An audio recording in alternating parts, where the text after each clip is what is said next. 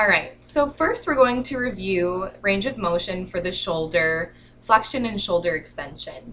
So we have our client Amber here, and before you measure with the goniometer, you can just go through a passive range of motion, in this case in a gravity eliminated position as she's laying down, and placement with the hands for the shoulder. You're going to have one arm above the elbow and the other arm will grab the patient's hand.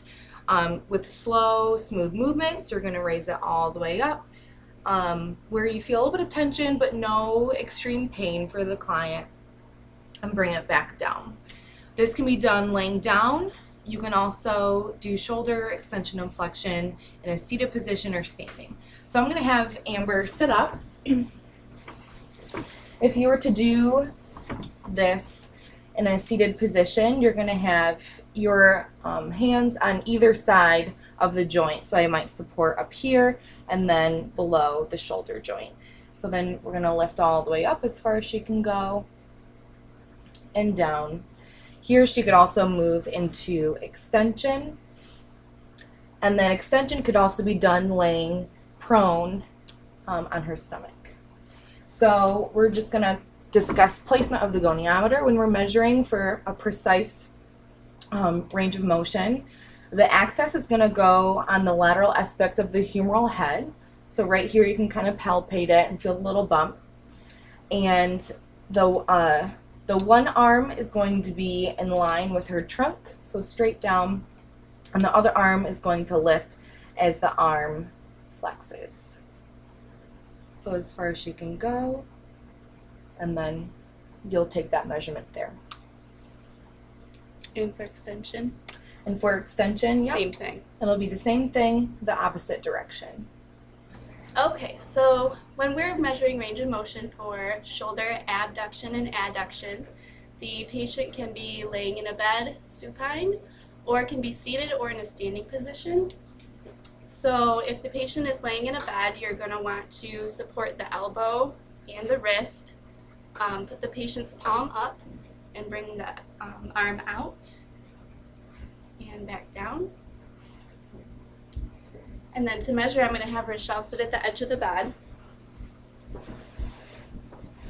And you're going to measure with the goniometer behind.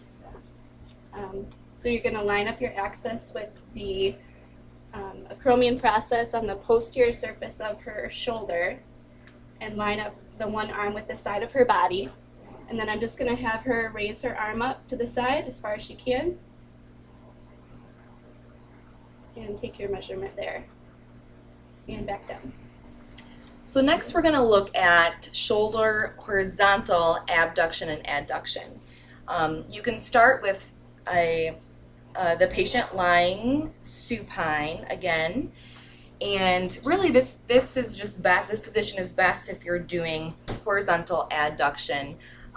You can support the patient's wrist and elbow once again and crossing over their body, but then you can only go back to neutral laying down. So I'm going to have Amber sit up. The sitting or standing position is going to be much easier for actually measuring the movement.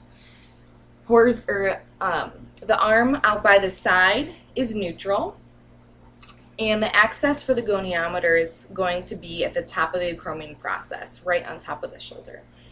And as she comes toward her body, the one arm moves with it, and that's your horizontal adduction. Going back to neutral, as she goes back, that's her shoulder abduction. So now we're going to look at shoulder internal and external rotation. This can be measured with the patient laying supine or sitting up in a chair. So there are two ways to measure this. One is to bring the patient's arm out, and we can move back toward the bed and down. Or you can have the patient's arm down by their side and moving the arm in toward their stomach and out. So to measure this, go ahead, I'm going to have Rochelle sit up. So if we're measuring with the patient's arm coming in and out, we're going to line the goniometer up with the olecranon process of the elbow. And I'm going to have Rochelle bring her arm in first for internal rotation, and then back out for external rotation. And you would take measurements at each of those points. And then we can also bring her arm into neutral and bring the arm up toward the ceiling. Again, lining the axis up with the olecranon process, and then back down.